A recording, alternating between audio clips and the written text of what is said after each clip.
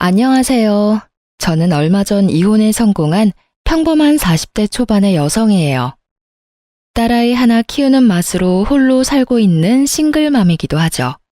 남는 시간에 사연글 유튜브나 보면서 시간 보내곤 했는데 제가 직접 작성하게 되는 건 상상도 못 해봤어요. 그렇지만 제가 직접 글을 써야겠다는 생각이 들 정도로 제 상황은 정말이지 개판 5분 전이었답니다. 지금이야 이미 이혼 과정이 다 끝나고 정리가 된 마당이지만 그 당시에만 하더라도 저뿐만이 아니라 이 이혼과 관계된 사람들 모두 너덜너덜해졌거든요. 저와 남편은 정말이지 오랜 기간 사귀었어요. 솔직하게 말하면 남편이 질질 끌었다고 해야겠죠. 남편은 무슨 이유에서인지 결혼에 대한 생각이 없었고 저는 결혼에 대한 막연한 동경 같은 것이 있었어요. 그리고 무엇보다도 나이가 들면서 하나하나 자리 잡아가는 친구들을 보니 저도 그렇게 안정적인 자리를 잡고 싶다는 생각을 했거든요. 그래서 마지막으로 당시의 남친이었던 남편에게 통보했었죠. 우리 5년 사귀었고 결혼 생각 없으면 이쯤에서 접자였어요. 그때 왜 결혼을 하기 싫어했는지 이혼하는 과정에서 알게 됐어요. 남편이 간을 보고 있었더라고요. 본인은 신중했다고 말하지만 저는 전혀 그렇게 생각하지 않거든요. 당시에는 그런 찝찝함이 있었지만 결혼 후에는 그런 찝찝함도 사라졌어요. 남편이 잘해줬거든요. 그런데 의외의 문제가 제 발목을 잡았죠. 바로 시부와 시모 때문이었어요. 시부는 돈이 좀 많았어요. 물론 지방에 살고 있으니 엄청 부자는 아니었지만 그래도 자수성가한 타입이었거든요. 그런 시부가 늦바람이 나서 매번 시모와 싸우는 거예요. 두 사람만 싸우면 되는 일인데 시모는 매번 싸우면 저희 집에 오는 거예요. 솔직하게 말해서 어느 한쪽 편을 들라고 했으면 더 편했을지도 모르죠. 계산 따라서 더 이득인 쪽에 붙으면 됐을 테니까. 하지만 그렇게 할 수도 없는 게 남편이 시부 밑에서 일하고 있었거든요. 시부 탓을 해버리면 남편 입장이 곤란해지는 거죠. 그리고 와이프인 저도 그 아슬아슬한 줄타기에 매번 동원돼야 했고요. 남편은 그런 시모도 시부도 대면대면하게 대했고 결국 시모의 감정 관리는 모두 제 몫이었죠. 저는 시부가 왜 바람피는지 누구와 바람이 났는지 그런 건 하나도 궁금하지 않았어요. 알면 아는 대로 피곤해질 일이고 솔직하게 말해서 너무 깊이 파고들 생각도 들지 않았거든요. 그렇지만 시모는 달랐어요. 저희 집에 와서 시부의 내연녀에 대한 이야기를 하며 제게 스트레스를 모두 퍼부어 버리더라고요. 처음에는 며느리에게 그런 모습 보이기 싫어서였는지 체면치레하려고 그랬는지 저희 집에는 오지 않고 남편에게 전화로만 하소연했었거든요. 하지만 결혼 후 1년이 지나기 시작하니 시부와 싸울 때마다 저희 집으로 찾아오더군요. 처음에는 그런 시모를 잘 달래야겠다고 생각했죠. 저도 사람이고 여자인데 바람피는 시부에 대한 분노가 없었겠어요? 시모가 딱하다고 생각했는데 나중에 알고 보니 꼭 시부가 잘못한 것만도 아니더군요. 이 상황을 한마디로 표현한다면 유유상종, 이 사자성어가 딱 들어맞는 것 같네요. 시모는 시모대로 시부에게 스트레스를 주고 있더군요.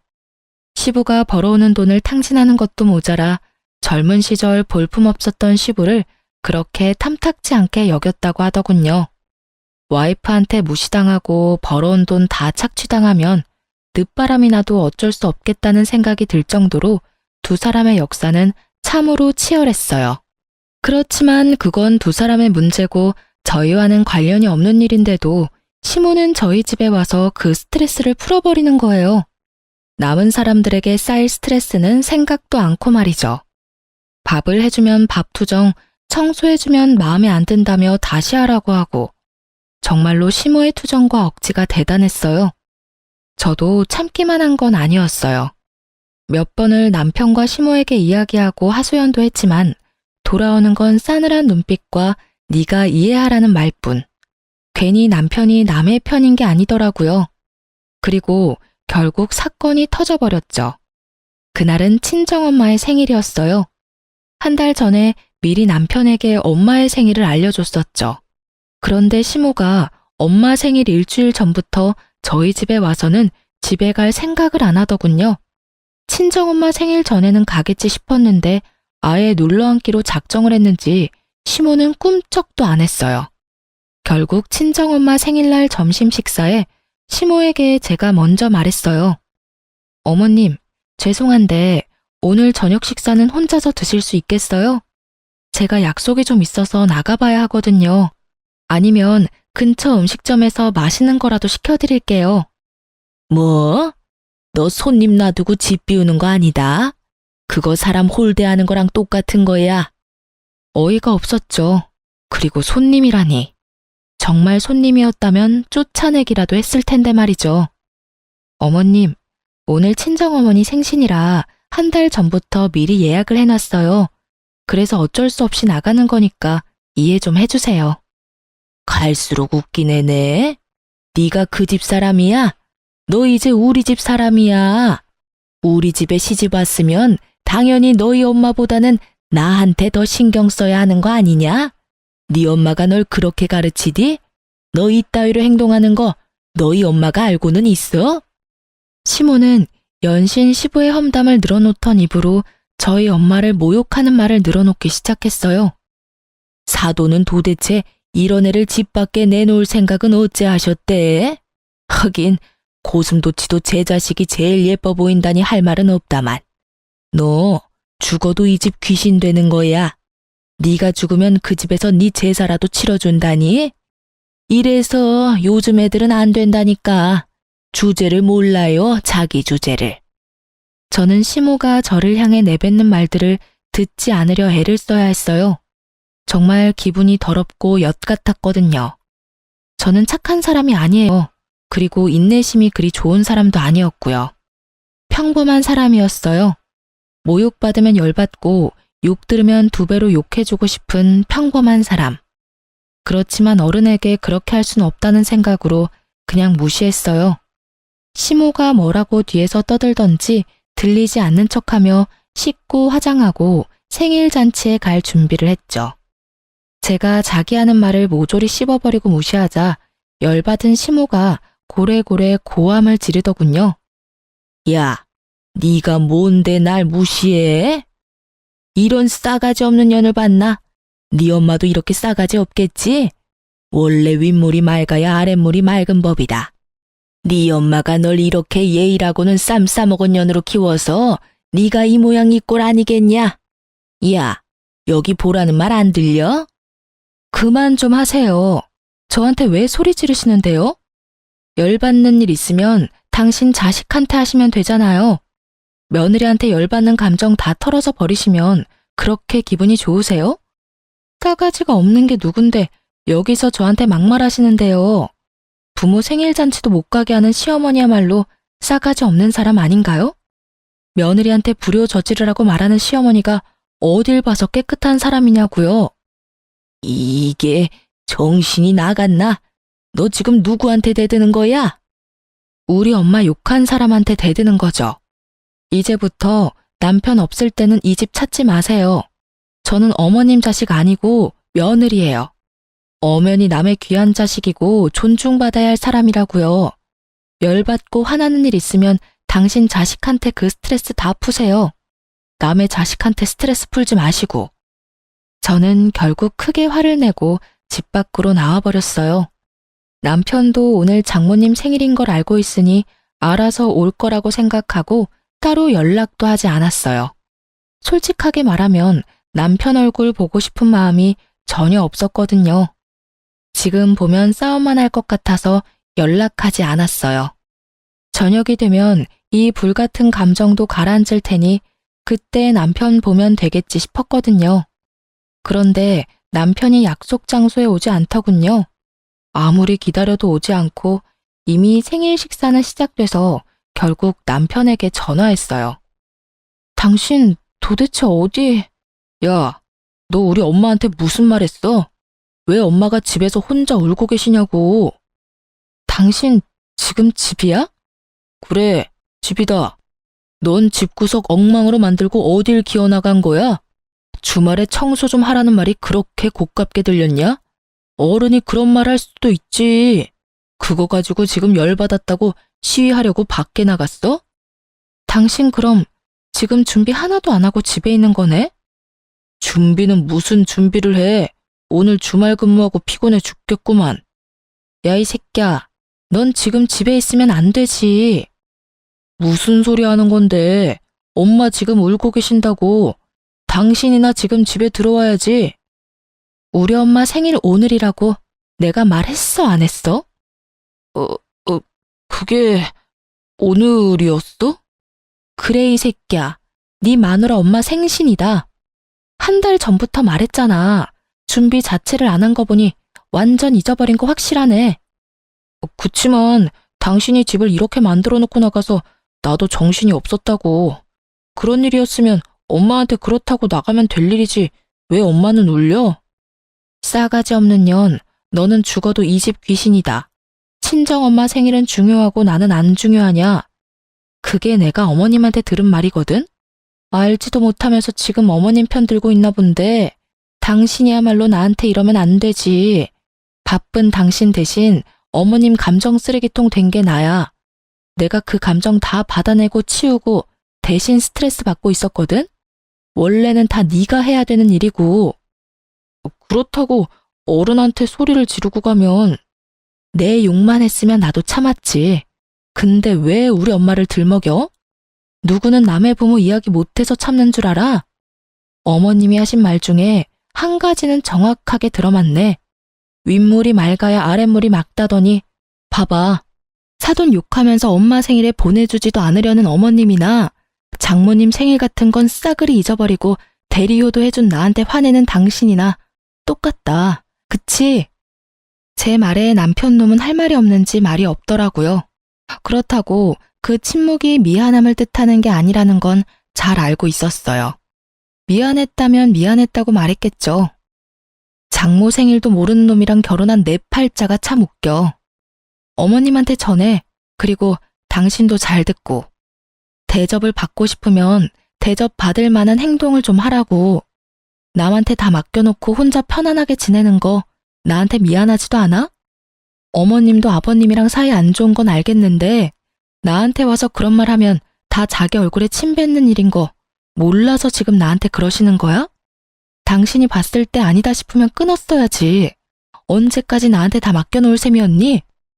결국 남편은 헐레벌떡 뒤늦게 친정엄마의 생일에 찾아왔어요. 솔직히 용서해주고 싶은 마음은 눈꼽만큼도 없었어요. 이 사람과의 결혼 생활에 의심이 들기 시작한 게 그때가 시작이었던 것 같아요. 제 기분은 최악이었고 남편 놈은 눈치만 보더군요. 그날 저녁 집에 오는 길, 차에서 남편이 먼저 말하더군요. 여보, 미안해. 나는 장모님 생일을 잊은 게 아니고 어제까지는 분명히 생각하고 있었거든. 그런데 갑자기 집에 어머니가 울고 계시는 바람에 나도 모르게 잊어버린 거야. 누가 뭐래? 자기 부모 자기가 챙기는 거 맞지. 그러니까 앞으로도 당신이 어머님 챙겨. 나는 내 부모님 챙길 테니까.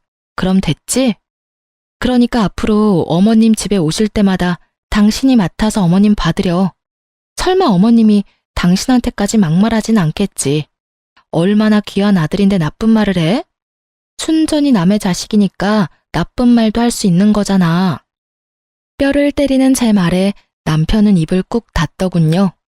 자기가 해결할 수 있는 문제가 아니라고 생각한 듯 하더라고요. 집에 돌아갔더니 시모는 돌아갔더군요. 하지만 그 뒤에도 몇 번 집에 왔어요. 그리고 시모가 올 때마다 저는 집에서 나갔어요. 남편에게 시모 왔다고 전해주고 제 몸만 몰래 빠져나온 거죠. 결국 바쁜 와중에 시모의 감정 쓰레기통이 된 남편은 몇 주도 못 버티고 손을 들었어요.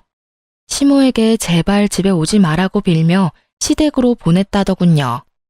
그래도 남의 자식이 아니라 제 자식의 부탁이니 말은 잘 들어주더군요. 그 뒤로는 시모도 저희 집에 온 일이 없었어요. 저도 남편도 평온한 시간을 되찾게 된 거죠. 저와 남편의 생활은 꽤나 오랫동안 유지가 됐어요. 시댁에서 시모와 마주쳐도 시모는 제게 한마디도 안 했어요.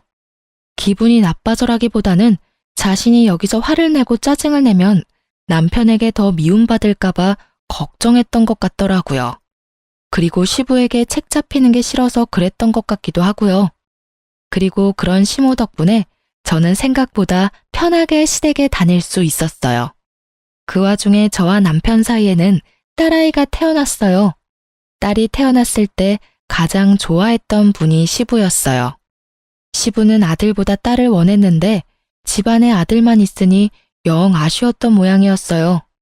작고 앙증맞은 손녀딸의 존재는 시부에게는 오아시스 같은 느낌이었던 거죠.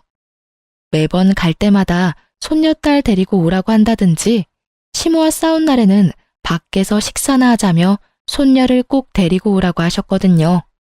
그런 시부의 지극정성에 제 딸도 어찌나 시부를 잘 따르던지 결국 시부의 총애를 듬뿍 받은 우리 집 상전으로 거듭났죠. 그렇게 즐겁고 평온한 시간이 계속될 거라 생각한 어느 날 남편이 회식이 있으니 늦을 것 같다는 카톡을 보내왔어요. 그 카톡을 보면서 저는 별 생각 없었어요. 요즘 자주 늦네? 이런 정도였죠. 승진과 각종 행사가 많았던 연말이었거든요. 그래서 늦는 것도 어쩔 수 없다는 생각이었고 저는 사회생활도 업무의 연장선이라고 보는 타입이라서 딱히 회식을 싫어한다거나 하지 말라고 한 적은 없었어요. 그런데 그날은 좀 특별했어요. 낮부터 애가 열이 나는 데다가 약을 먹여도 3시간 만에 다시 열이 오르고 다시 약을 먹이고 이런 상황의 연속이었거든요. 걷잡을 수 없이 열이 올랐을 때는 이미 자정이 다 되어가는 시간이었어요. 혼자 애를 데리고 병원으로 갈 자신이 없었고 남편에게 연락부터 했어요. 그런데 전화기가 꺼져 있더군요.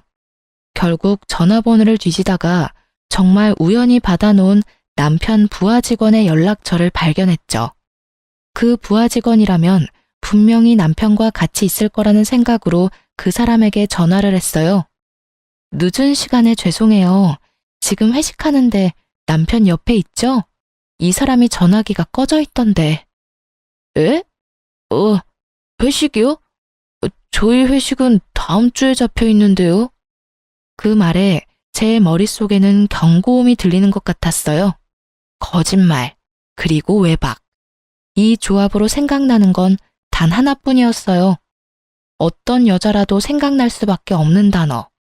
아닐 거라고 믿고 싶은 남편의 외도 그거였어요.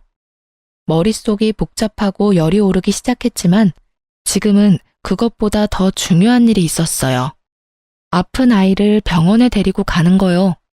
저는 이를 악물고 애를 데리고 병원으로 향했어요. 아이는 요로 감염이었고 다행히 항생제 투여 후 열이 줄어들고 있었어요. 그리고 그 다음날 아침 8시에 남편에게 전화가 오더군요. 저는 입원한 아이 손을 잡고 있다가 남편의 전화를 받았어요. 당신 도대체 어디야? 애는 어디다 맡겨두고 외박이냐고. 지금 당신이 나한테 그런 말을 할 자격이 있어? 어제 애 아파서 응급실 왔거든? 당신한테 전화했는데 전화기는 꺼져 있더라? 회식이라고 했지? 그런데 왜 당신 부하 직원은 회식이 이번 주에 없다고 했을까? 솔직하게 물어. 나한테 회식한다고 속이고 어디 갔었어? 회식도 아니었는데 도대체 어디서 뭘 하느라 늦었냐고. 애 아플 때는 옆에 없는 놈이 애 아빠가 맡기는 해? 뭐? 애가 어디가 아픈데? 입원한 병원이 어디야? 내가 묻는 말에 대답이나 해. 너 나 속이고 외박하고 뭐 했어? 나 몰래 바람 피니? 애가 이렇게 어린데 설마 바람 피는 건 아니지? 그럼 어제 그건 당신이 싫어하는 친구 만나러 간다고 당신한테 거짓말한 거야.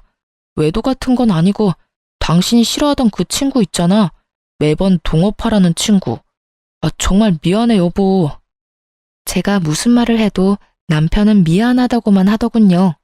그리고 절대로 외도가 아니라고 했고요. 남편의 친구 중에 제가 싫어하는 친구가 있긴 했어요. 사기꾼 같은 놈이 하나 있었는데 그 놈이 보자고 한다고 남편이 외박을 한다? 그건 아니라고 생각했어요. 남편도 그 친구를 곤란해하는 게 눈에 보여서 제가 남편 대신 그 친구 못 만나도록 못 박은 거거든요. 그 친구한테 제 핑계 대고 피하라고. 그러니 그런 친구 때문에 외박을 할 리가 절대 없어요. 저는 남편의 사과를 받아들이는 척 하면서 남편 차 조수석 뒤에 녹음기를 넣어뒀어요. 아니면 다행이고 만약 맞다면 족쳐야 하니까요. 그리고 저는 남편 놈의 더러운 거짓말을 다시 알게 됐죠. 차 안에 놔둔 녹음기에 남편의 전화 내용이 고스란히 녹음됐거든요. 여자와 함께 만나 대화하는 내용뿐만 아니라 와이프에게 들켰으니 이제 만나는 거 조심해서 만나자는 내용도 있었어요. 그 대화 내용을 듣는데 얼마나 웃겼는지 아세요? 두 사람이서 절대로 들키지 않을 계획을 열심히 짜더군요. 폰 들키는 거 대비한 세컨폰 만드는 것부터 세컨폰 숨겨뒀을 때는 네이버 블로그 댓글창을 이용해 대화하자고요. 배신감에 저는 남편 놈에게 복수심을 활활 불태웠어요. 솔직하게 말하면 당장이라도 남편과 상간녀에게 달려가 제게 눈물 흘리게 만든 값을 받아내고 싶었어요. 그렇지만 이때 저는 그런 생각을 했죠. 제가 이혼을 하지 않겠다고 다짐했다 하더라도 상황이 어떻게 굴러갈지는 알 수 없을 거라고. 그래서 저는 증거를 모으기 위해서 남편과 상간녀를 미행하기로 했어요. 남편을 미행해서 상간녀의 집을 알아냈고 상간녀의 집 앞을 지키고 섰어요. 그런데 얼마 뒤 저는 정말로 당황할 수밖에 없었어요. 정말로 의외의 인물이 밖으로 나왔거든요. 저는 너무 당황한 상태로 사진부터 찍었어요. 상간녀에게 직접 가서 따지려고 했던 제 계획은 잠시 뒤로 물렸어요. 저는 계획을 바꿔서 남편부터 추궁하기로 했어요. 그리고 여차하는 순간 저 인물이 저에게는 도움이 될 것 같았거든요. 저는 그날 저녁 남편에게 가서 말했어요. 나랑 이야기 좀 해. 당신 나 말고 다른 여자 생긴 거 맞지? 갑자기 무슨 말이야. 이상한 소리 하지 말고 식사나 하자. 말 돌리지 말고. 나 당신 차 안에 녹음기 넣어놨었어. 거기 이미 다 녹음됐더라고. 당신이랑 그 여자 작당하는 거. 지금 당장 헤어져. 그러면 내가 용서해 줄게. 용서? 야, 네가 뭔데 날 용서하고 말고 해. 진짜 어이가 없어서. 내가 바람을 피든 말든 당신이 뭔 상관인데? 나도 당신처럼 성질 더러운 여자랑 사는 거 싫어. 그 성질 더러운 여자 싫으면 결혼은 왜 하자고 그랬어? 그리고 처음부터 내가 성질이 더러웠어? 너랑 네 엄마한테 그만큼 당하는데 성질이 안 더러워지는 게 이상하지. 그래서 어쩔 건데? 나랑 이혼이라도 하겠다는 거야? 이혼이 별거야? 서로 싫어지면 헤어지는 게 맞는 거지. 그래, 헤어져. 헤어지고 나도 좀 편하게 살아보자. 솔직하게 말해서 너 우리 엄마한테 예의 없이 구는 것도 얼마나 열받았는지 알기는 해? 그 여자는 당신처럼 이렇게 아나무인인 사람이 아니야. 상간녀를 두둔하는 말을 하며 남편놈이 실컷 짓거리더군요. 제 무덤 파는 줄 모르고 열심히 파서 묻히기 전에 한 번 더 물어봤어요. 그래서 이혼하겠다. 그 말이지? 그래, 이혼해 줄게. 내가 용서해 주겠다고 했는데도 굳이 지옥길로 알아서 걸어가겠다. 이 말이지? 제 말이 심상치 않음을 느꼈는지 남편놈이 잠깐 흠칫하더군요. 그렇지만 자기도 뱉은 말이 있으니 번복하지는 않더군요. 뭐든지 법대로 할 거야, 법대로. 그래, 그럼 이혼해 줄게. 아버님이랑 어머님한테 이야기하러 가자. 당신 바람나서 애랑 나 버리고 이혼하겠다고 이야기할게. 남편놈 얼굴이 새카맣게 변하더군요. 시아버지 밑에서 일하는 남편놈은 자기 딸이 시아버지의 마음을 얼마나 많이 사로잡았는지 잘 알고 있었거든요. 친권이랑 양육권은 안 줄 거야. 넌 나한테 주게 되어 있어. 이 이혼은 전적으로 다 네 탓이니까. 넌 바람을 폈고 너희 엄마는 나를 괴롭히고 내 친정을 모욕했지. 게다가 아이가 아플 때도 바람을 폈으니 애를 데려갈 자격이 있기나 하겠어? 제 말에 남편이 부들부들 떨더군요. 저는 남편 놈을 강제로 시댁으로 끌고 가서 시부모에게 이혼 이야기를 꺼냈어요. 아버님, 어머님, 저희 이혼하기로 했어요. 제 말에 시모가 비웃으며 한마디 하더군요. 네, 그렇게 될 줄 알았어. 네가 잘나면 얼마나 잘났다고 시어머니 이겨먹고 잘 살 줄 알았어? 당신은 좀 가만히 있어. 며느라가 왜 갑자기 이혼을 하겠다고 하냐? 큰 문제가 아니면 다시 생각해보고. 이 사람이 바람을 폈어요, 아버님. 그 말에 시부가 찔끔 놀라더군요. 자기도 바람을 폈으니 말이죠. 그런데 제가 용서해 줄 테니 그 여자랑 인연 끊으라고 했는데 그럴 바엔 저랑 이혼하는 게 낫겠다고 하더라고요. 그래서 원하는 대로 이혼해 주려고요. 전 분명히 기회를 줬어요. 그런데 그걸 거절한 건 남편이에요. 그럼 우리 손녀딸은? 제가 데려갈 거예요.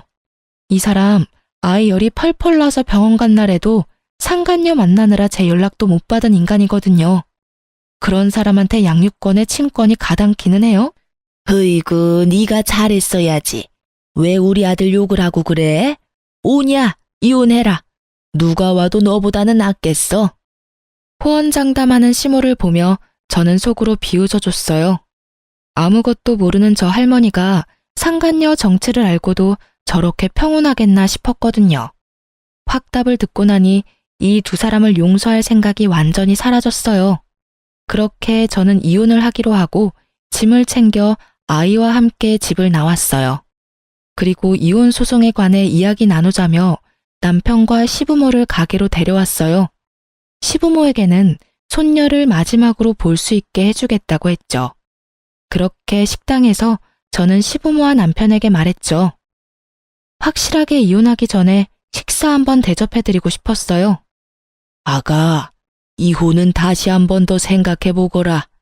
이 빚덩이 같은 것이 아버지 없이 살면 얼마나 힘들겠니? 당신은 왜 그런 말을 해요? 제가 뭐라고 그렇게 두둔하냐고요? 그리고 넌 뭐가 그렇게 매번 당당해? 식사 대접? 웃기고 앉았네. 네가 왜 우리한테 식사를 대접해? 뭔 꿍꿍이가 있으니까 불렀겠지. 우리 아들한테서 얼마나 뜯어먹을 작정이야? 말씀이 심하시네요. 뜯어먹기는 누가 누굴 뜯어먹어요? 그건 어머님이 곧 하시게 될 텐데요. 저의 말과 함께 방 밖에서 똑똑 노크 소리가 들렸어요. 손님이 오신 모양이네요. 애초부터 식사 자리는 6명으로 세팅이 되어 있었어요. 제가 상간녀를 불렀거든요. 어차피 하게 될 상견례 미리부터 시켜주려고요. 그리고 문이 열리고 들어선 사람들의 얼굴을 보고 시부모와 남편의 얼굴이 완전 경악으로 물들었어요. 인사들 하세요. 남편 상간녀랑 그 어머님이세요. 저 년이 왜 여기를 왜 와? 시모가 숨 넘어갈 듯 소리치고 있었어요. 그리고 시부는 아무 말도 못하고 눈만 질끈 감고 있었고요. 남편은 이 상황이 어이없는지 저한테 그러더군요. 당신 왜 이 사람 부른 거야? 어차피 나랑 이혼하고 저 여자랑 결혼할 거잖아. 미리 상견례 좀 시켜드리려고 불렀지. 그게 지금 말이라고? 남편 말이 끝나기도 전에 시모가 남편을 바라보며 잔뜩 화난 목소리로 물었어요. 아들, 너 설마 전년 딸년이랑 바람난 건 아니지? 에? 어머니, 무슨 말씀하시는 건지. 전년 저거 네 아버지 내연녀야 이놈아. 너 도대체 어디서 누구를 만나고 다닌 거야? 뭐라고요? 남편이 놀라서 상간녀를 바라보았고 상간녀도 몰랐는지 남편을 놀란 얼굴로 쳐다보더군요. 내가 전년 때문에 마음고생한 거 생각하면 네가 나한테 이러면 안 되지. 아들까지 전년 딸한테 놀아나고 지금 뭐 하는 짓들이야?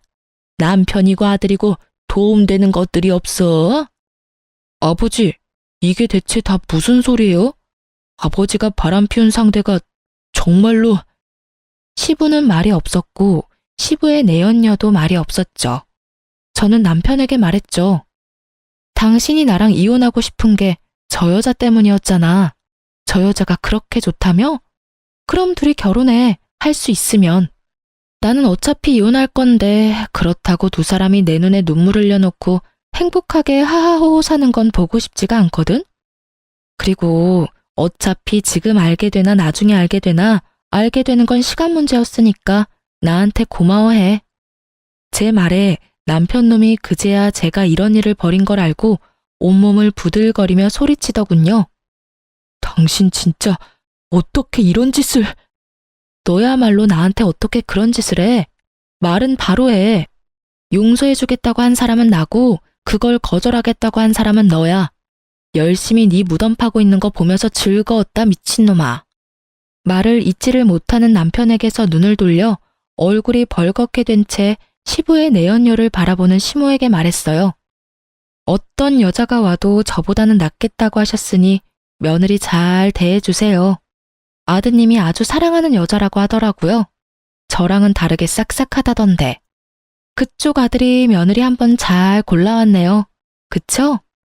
그리고 딸을 저리 키운 상간녀의 엄마에게도 잊지 않고 말해줬죠. 딸을 어떻게 키웠길래 가정 있는 남자를 건드려 놓고 뻔뻔하게 딸내미 상견례까지 시키겠다고 이 식당 찾아온 거 보면 참 그나물의 그 밥이다. 그쵸? 엄마 닮아서 그런가? 남자 후리는 솜씨도 대단하고요. 하여튼 딸 한번 잘 키우셨네요. 다들 더 반갑게 인사하세요. 하나하나 성질 긁어대는 제 소리에 시모가 완전 열이 받을 대로 받았더라고요. 너 이렇게 될 줄 알고 여기 불렀지? 뭐 때문에 이런 여자 불렀어? 너 이런다고 내가 이혼 반대할 것 같아? 무서운 말씀 하시네요. 저는 이혼할 거예요. 거기에는 어머님 지분도 있는 거 아시죠? 매번 저희 집에 와서 저 시집살이 시키는 것도 모자라서 시아버지랑 내연녀 욕해대면서 불쾌한 감정 저한테 다 쏟아내셨잖아요. 그런 분을 어떻게 모시고 살아요? 시모는 약이 단단히 오른 듯 했어요. 하지만 더 이상 그 화살을 저한테 돌리지는 않았어요. 바로 시부에게 한바탕 쏟아내더군요. 당신 때문에 내가 이게 무슨 꼴이야. 저 새파랗게 어린 년 때문에 내가 당한 꼴을 봐. 당신이 저런 년이랑 바람만 피우지 않았어도 내가 이렇게 꼬투리 잡힐 일이 없었을 거라고. 저번에도 말했지만 나는 절대로 당신이랑 이혼 못해. 아이고 내 팔자야. 어떻게 남편 복도 없는 년이 자식 복, 며느리 복까지 없어서 이 수모를 당하고 살아? 너도 마찬가지야 이놈 자식아. 네 아버지만으로는 부족하더냐? 할 짓이 없어서 계집질을 해. 그것도 저런 년 딸한테 홀딱 빠져가지고. 어떻게 너마저 나를 배신해? 시모가 쏟아붓는 말에 남편 얼굴이 하얗게 질리더군요. 재혼? 꿈도 못 꾸겠죠. 제 어미 가슴에 못 박은 여자딸이랑 무슨 결혼을 해요? 혼인의 혼자만 꺼내도 시모가 뒤로 넘어갈 판인데. 이게 다 무슨 일이야? 엄마, 이야기 좀 해봐. 엄마 만나는 사람이 이 사람 아버지야? 상간녀도 제 어머니가 어떤 사람인지를 알았어요. 너야말로 이게 다 무슨 일이야? 너 제대로 된 남자 만난다고 하지 않았어? 그런데 불륜? 상간녀의 어머니도 자기 딸이 어떤 사람인지 알게 됐죠. 엄마야말로 불륜이잖아. 나한테는 일찍 사별하고 돈만 많이 벌어다 놓은 영감이라며. 얘가 못하는 소리가 없어? 엄마가 언제 그렇게 말했어? 엄마는 나한테 화내면 안 되지. 엄마도 똑같이, 아니, 나보다 더한 짓 했으면서. 결국 이 집도 저 집도 똑같이 풍비박산이 나버렸죠. 그리고 그 와중에 웃는 건 저뿐이었고요. 정말 너무나 통쾌하기 짝이 없는 장면들이었어요. 상간녀와 남편의 행복한 미래는 이미 산산조각 났고 두 사람의 암울한 미래 앞에는 부모님들이 있었죠. 서로가 서로를 물고 뜯는 상황을 보며 저는 차분히 모든 걸 보고 있었어요. 그러게 남의 눈에 눈물 흘리게 만들면 자기 눈에는 피눈물 나는 거 미리 알았어야죠. 서로 물고 뜯다가 잠시 소강 상태가 되자 저는 그제야 가방에서 이혼 서류 꺼내 남편에게 던져줬어요. 이혼 서류야. 내가 작성할 건 이미 다 했고 나머지는 당신이 작성해서 내.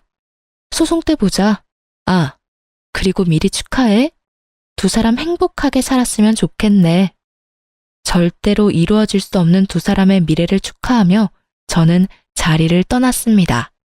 남은 사람들이야 신경 쓸 필요 있나요? 저도 제 감정 추스리기에 바쁜 사람인데 이 와중에 날 엿먹인 인간들을 위한 배려 같은 건 필요 없잖아요. 그렇게 이혼은 진행됐어요. 남편 놈도 그 상간녀를 포기하지 못한 듯 보였어요. 하긴 뜯어내면 뜯어낼수록 더 들러붙는 게 불륜 사이라고 하지 않던가요. 그렇지만 부모들이 그걸 바라지 않는데 두 사람이 그 뜻을 이룰 수는 없겠죠.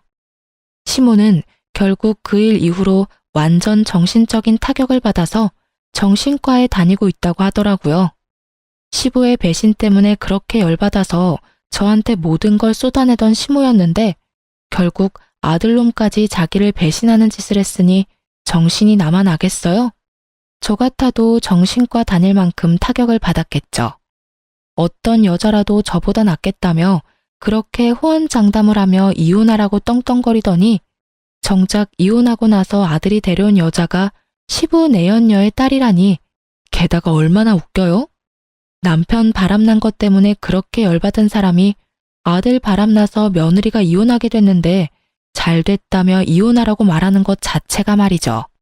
저 같으면 자기 아비랑 똑같은 짓 했다면서 냅다 두드려 패버렸을지도 모르는데 역시 남다른 정신세계를 가지고 있는 분이셨어요. 그리고 남편은 정말 웃겼어요. 이혼 소송 중에 시부와 남편 저 셋이 다시 만난 적이 있었거든요.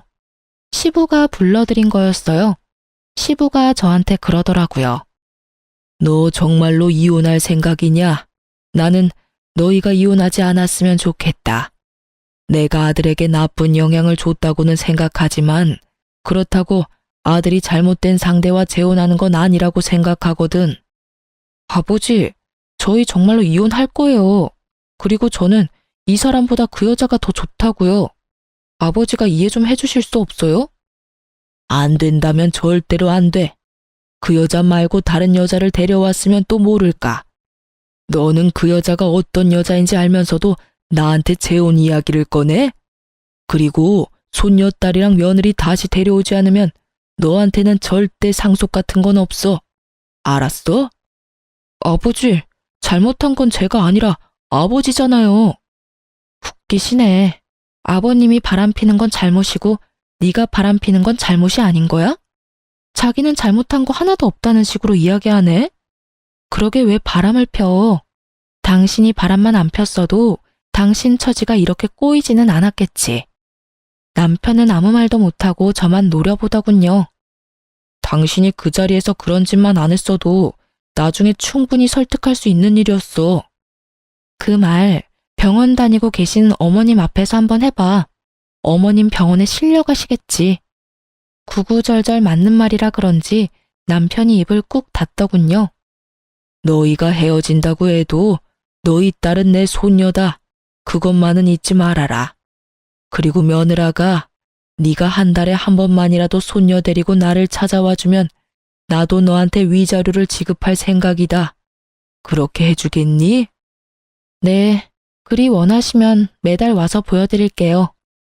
그 순간 위자료가 탐났다기보다는 아이에게서 든든한 보호자를 뺏을 수 없다는 생각 때문에 받아들인 제안이었는데 생각보다 더 큰 위자료를 주시더라고요. 지금 남편과 같이 살고 있던 시부 명의의 아파트요. 그걸 제 앞으로 해주셨거든요. 저는 제가 마음 놓고 살 수 있는 공간이 생긴 터라 마음이 놓였고 남편 놈은 다시 시부의 눈이 닿는 곳에 들어가게 됐죠. 상간녀도 남편과 결혼하려고 그렇게 애썼는데 상간녀의 엄마가 두 사람 사이를 뜯어 말렸다고 해요. 건너 들은 바로는 상간녀의 엄마와 시부는 제가 서로의 가족을 만나게 한 그 즈음에 결혼 이야기가 나오고 있었다고 하더라고요. 시부도 귀찮은 시모를 떼어놓고 싶어한 모양이었고 상간녀의 엄마는 시부의 와이프가 되면 꽤나 풍족한 생활을 할 수 있을 거라는 생각에 그렇게 하자 이야기가 되고 있었다고 하더군요. 그런데 제가 두 가족을 만나게 하는 바람에 일이 꼬여서 두 분의 결합은 없던 일이 되어버렸거든요. 눈앞에 있던 커다란 고기가 사라진 상간녀의 엄마가 상간녀를 뜯어 말린 건 어쩔 수 없는 일이었던 거죠.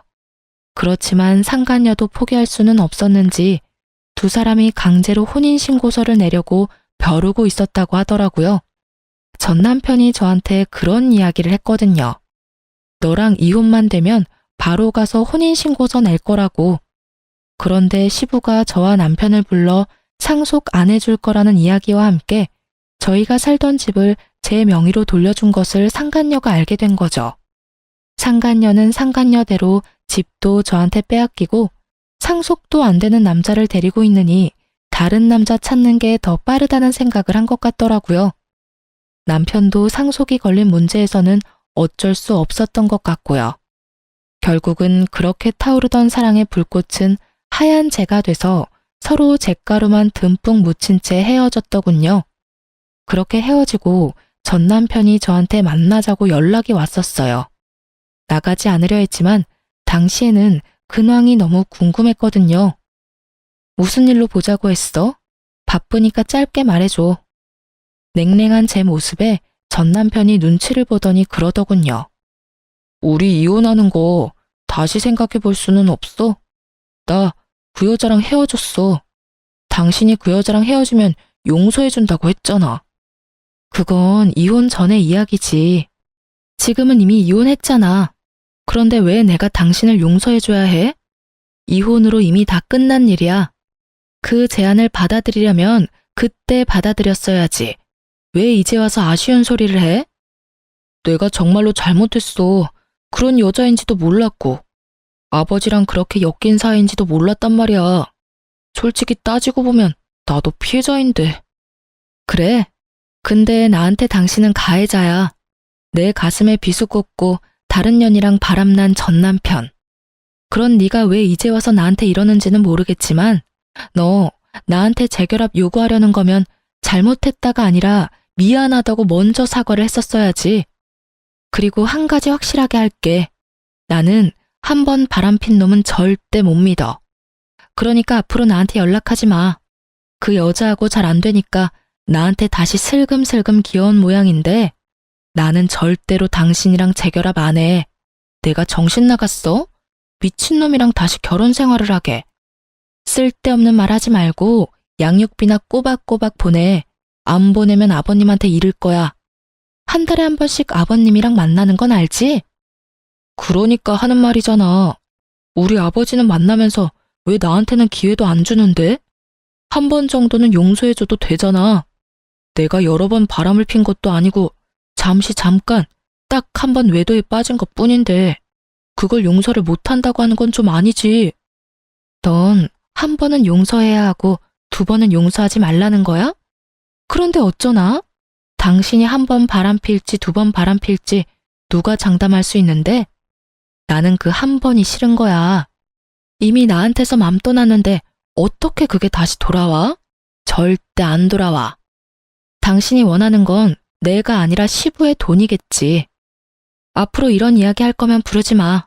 서로 시간만 낭비하고 서로 다른 입장만 확인할 뿐이니까. 제 말에 변명을 필사적으로 늘어놓으려는 남편놈을 내버려 두고 나왔어요. 아시는 분들은 아실 텐데요. 제 생각에 바람은 습관이에요. 절대 안 한다 맹세해도 그런 상황이 오면 하게 되어 있거든요. 저런 제안은 빠르게 손절하는 게 정답이랍니다. 제가 아는 사람 중에는 바람 피는 남편 용서해줬다가 뒤통수 맞은 사람도 있거든요. 그리고 남편놈이 저한테 재결합을 이야기했지만 그게 제가 좋아서 이야기한 건 아니잖아요. 아무리 봐도 시부의 돈이 아까운 게 눈에 보이잖아요. 일이 꼬이지 않아서 시부가 재혼을 허락했다면 이놈이 저 앞에서 이렇게 아쉬운 소리를 할 리가 있겠어요? 사랑도 없는 결혼을 다시 시작할 필요가 없잖아요. 어떤 사람들은 상황이 잘 풀렸으니 그냥 받아주지 그랬냐고 물었죠. 그런데 그런 생각이 들었어요. 시부가 만약에 돌아가시고 나면 저 남자가 그때도 저를 와이프로 여길까 하는 생각이요. 애초에 돈 때문에 상간녀와 헤어진 남자인데 시부의 돈과 재산이 상속되면 당연히 다른 여자 만나는데 주저하지 않겠죠. 그리고 어떤 이유보다도 그 남자가 저를 여자로 보지 않는다는 점이 제일 컸어요. 그것만큼 비참한 게 없으니까요. 그래도 지금은 잘 살고 있으니까 이런 생각도 안 하고 살아요. 떨쳐내는 게 힘들었지만 지금은 그때의 일에 묶여있지는 않으니까요. 쓰다 보니 길어졌네요. 제 사연 들어주셔서 감사합니다. 아, 저에게 응원의 한마디 댓글로 써주시면 더욱 감사할 것 같아요. 여러분, 좋은 하루 되세요. 안녕하세요. 전 주먹을 부르던 시누이 덕분에 이혼까지 하게 된 30대 여자입니다. 제가 이렇게 사연을 쓰게 된 이유는 제가 결혼과 이혼을 하며 겪었던 일을 애청자분들과 나누고픈 마음에 용기를 내보았어요. 지금은 물론 더없이 행복하지만 이혼 전 분노로 가득했던 제 이야기를 들어보실래요? 남편과 전 회사에서 만나 연인으로 발전해 결혼까지 이어진 사이였어요. 남편과 전 동갑이었지만 직급은 달랐어요. 전 또래보다 일찍 회사에 입사했고 남편은 공무원을 준비하다 취업했던 터라 저보다 직급이 아래였죠. 일머리가 좋진 않으나 남들보다 노력하고 성실해 보이는 남편의 모습에 하나 둘 신경을 써주다 보니 자연스럽게 연인 사이가 되었어요. 결혼하고 난 뒤 저는 부서가 다른 남편의 서포트를 해주었고 남편은 직장 내에서도 서서히 두각을 드러내며 인정을 받게 되었어요. 결혼 후 일도 잘 풀리고 마음도 편안해졌는지 남편은 언제나 다정했고 저흰 싸울 일이 없었죠. 생각해보면 연애 시절에도 싸운 적은 없었던 것 같아요. 거기에다 시골에 살고 계시는 어머님 아버님도 참 좋으신 분이었어요. 그 흔한 시댁 18번 곡이라는 손주 타령을 하시는 법도 없으셨죠. 오히려 신혼생활을 충분히 즐기고 2세 계획을 세우라며 저희의 라이프 스타일을 응원까지 해주셨어요. 전 그런 시부모님들을 보며 결혼 하나는 잘했다고 생각했죠. 친구들을 보면 다들 은근슬쩍 들어오는 임신 압박 때문에 질식할 것만 같다고 아우성치는데 저희 부부는 말 그대로 행복한 신혼생활을 즐기고 있었으니까요. 단 한 가지만 빼고요. 바로 남편의 누나인 노처녀 시누이만 뺀다면 완벽 그 자체였어요. 전 결혼을 결심할 당시 청약에 당첨이 되었었는데 완공까지 기간이 애매해 남편과 시누이가 함께 살던 집에서 며칠 지내다 새 아파트로 들어가기로 했어요. 상견례 자리에서 보았던 시누이는 상냥하고 쿨해 보였던 터라 크게 부딪히는 일은 없을 거라고 생각했던 저의 큰 착각이었죠. 시누이는 어머님도 시키지 않는 시집살이를 시키기 시작하더군요. 아침 드라마에서나 보던 시집살이에 전 당혹스러움을 감추지 못했죠. 신혼여행에서 다녀온 후 처음으로 하는 출근날. 출근 준비로 바쁜 저를 시누이가 부르더라고요. 옳게, 옳게. 네, 형님, 왜 그러세요? 왜 그러긴, 아침은 언제 차려줄 거야? 네? 아침이요? 그래, 아침. 난 아침 꼭 먹고 출근해. 물론 상훈이도 그렇고. 그러니까 얼른 아침 좀 차려. 참고로 나랑 상훈이는 아침에 국물 꼭 있어야 하니까 국도 꼭 끓여줘. 아, 국은 맑은 걸로 부탁해. 아침부터 고춧가루 들어간 거 먹으니까 오전 내내 속도 아프고 배에서 소리도 나더라고. 제가 집에서 노는 사람도 아니고 아침밥을 대령하라니요. 참고로 전 아침밥을 먹지 않고 출근해요. 간혹 전날 저녁에 먹은 것이 부실했다 싶으면 편의점에서 간단히 해결하고 가고요. 거기에다 남편과 결혼 이야기가 오갈 때 약속했던 것이 있었어요. 자기야, 혹시 아침 먹고 출근해? 나는 아침 먹는데 자기는 안 먹어? 나는 오히려 먹으면 더 불편하더라고. 그래서 말인데 우리 결혼하면 아침은 각자 해결하는 게 어때? 난 아무래도 당신 아침까지 챙길 자신이 없어.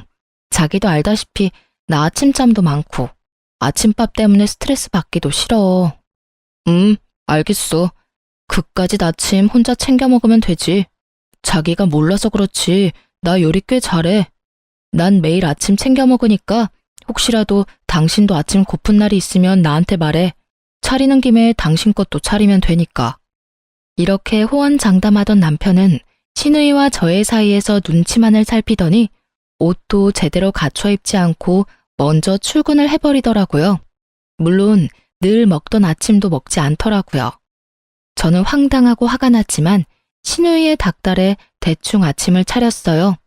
아침부터 싸우기도 싫었고 싸울 시간에 어제 먹은 찬들로 대충 차리는 것이 더 빠르다고 생각했으니까요. 저의 아침상을 받은 신우이는 뻔뻔하기 짝이 없게 반찬 투정까지 하더군요. 에이, 이게 뭐야. 죄다 어제 먹었던 거잖아, 옳게. 우린 한 번 먹었던 반찬은 안 먹어. 국도 마찬가지고. 그러니까 내일 아침은 좀 더 일찍 일어나서 차려줘. 아침에 하기 힘들면 자기 전에 만들어 놓고 자든가. 알겠지? 아, 노력해 볼게요. 그럼 저는 출근해 볼게요, 형님.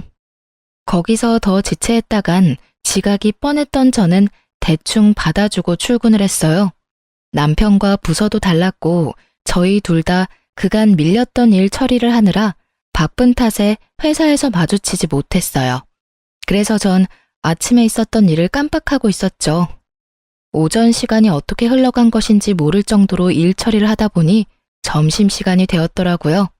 팀원들은 식사를 하러 가고 밀린 업무 때문에 천천히 점심을 즐길 시간이 없었죠. 이런 상황을 대비해 아침에 사두었던 삼각김밥과 커피를 마시며 업무를 보고 있는데 신우이에게 문자가 오더라고요. 옳게, 저녁은 연포탕, 그리고 아침은 콩나물국이 좋겠어. 제 두 눈을 의심했어요. 제가 무슨 입주 가정부도 아니고 이게 무슨 짓일까 싶더라고요. 전 바로 남편에게 연락을 해 당장 저에게로 오라고 했어요.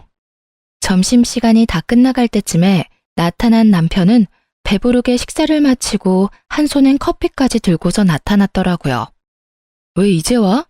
내가 아까 전화해서 빨리 좀 오라고 했잖아. 빨리 오려고 했는데 주문 취소가 안 되잖아. 그래서 다 먹고 오느라 늦었어. 빨리 오려고 한 사람이 커피 살 시간은 있었나 봐? 오는 길에 샀지. 그런데 당신 무슨 일 있어? 왜 이렇게 까칠해? 무슨 일 많지. 왜? 무슨 일인데? 형님 진짜 왜 그러셔? 내가 형님 며느리야? 아침 차리라는 것도 짜증났는데 이것 좀 봐. 나한테 메뉴까지 정해주셨어. 내가 이딴 짓이나 하려고 당신이랑 결혼한 줄 알아? 전 형님의 문자를 남편에게 보여줬고 문자를 본 남편은 곤란하다는 듯 어색한 미소를 보이더라고요. 누나가 너 어릴 때부터 어버 키워서 그래. 나 20살 때부턴 누나랑 같이 살았던 터라 더 심한 것 같기도 하고 어떨 땐 나도 모르게 엄마라고 할 때도 있다니까. 엄마 같은 소리 한다 진짜. 그래봤자 당신이랑 누나랑 8살 차이밖에 더 나? 아니, 내가 100번 양보해서 엄마 같은 누나라고 치자. 그래도 이건 아니지. 요즘 진짜 시어머니들도 며느리한테 아침 차리라고 하시는 분들 잘 없어. 이제 다들 며느리 눈치 본다고. 멀리서 찾을 필요도 없어. 어머니만 봐도 알잖아. 나한테 어머님이 뭐 시키시는 거 본 적 있어? 우리 엄마는 당신한테 뭐 안 시키지. 시킬 시간에 직접 하시는 게 빠르다고 생각하시니까. 그러니까. 그런데 형님은 왜 그러시냐고. 내가 당신한테도 안 차려주는 아침 형님한테 차려주게 생겼어? 그리고 당신은 아침에 그러고 도망가면 어떻게 해? 당신이 형님한테 한 소리 해줬어야지. 내가 어떻게 누나한테 뭐라고 해. 내가 조금 전에도 말했잖아. 누나가 어쩔 땐 더 엄마 같다고. 내가 누나한테 뭐라고 하면 우리 누나 얼마나 섭섭해하겠어. 그럼 난? 난 당신 안중에도 없는 거야? 내가 섭섭해할 건 신경도 안 쓰여? 전 이런 문제는 확실히 하고 싶었던 터라 남편을 좀 몰아세웠어요. 제가 그렇게 나오자 남편은 하는 수 없이 아침은 자신이 하겠다고 하더라고요. 원래 약속이 그러했는데 인심 쓴다는 듯 말하는 남편을 보며 기가 찼지만 어찌되었든 원하는 방향으로 흘러가게 되었으니 참기로 했어요. 그렇게 전 저녁 식사를, 남편은 아침 식사를 맡게 되었어요. 남편과 저 두 사람이 살았어도 이렇게 분담을 하려고 했었으니 큰 불만은 없었어요. 그날 저녁 전 연포탕을 포장해 집으로 돌아갔어요. 맞벌이 하시는 분들은 아시겠지만 퇴근해서 장까지 보고 연포탕을 언제 만들어서 언제 먹겠어요? 그렇게 연포탕이 드시고 싶다고 하니 포장이라도 해서 가는 수밖에요. 하지만 신우이는 사오는 정성은 정성도 아니라 생각하는지 툴툴거리기 시작했고 남편은 또 저에게 혼나겠다 싶었는지 슬쩍 제 편을 들어주었어요. 연포탕이 얼마나 간단한 건데 그냥 올케가 퇴근하고 와서 직접 만들면 되지. 그러는 누나도 연포탕은 못 만들잖아. 내가 해봐서 아는데 연포탕에 얼마나 손이 많이 가는데 낙지 손질하는 데만 해도 시간 엄청나게 걸린다고. 뭐라는 거야 얘가. 내가 안 해서 그렇지 다 할 줄 알거든. 넌 괜히 끼어들지 말고 밥이나 먹어. 딱 한마디뿐이었지만요. 신우이의 역성에 남편은 입을 다물었고 심기가 상할 대로 상해버린 신우이는 계속해서 구시렁거리며 연포탕을 3그릇이나 먹더군요.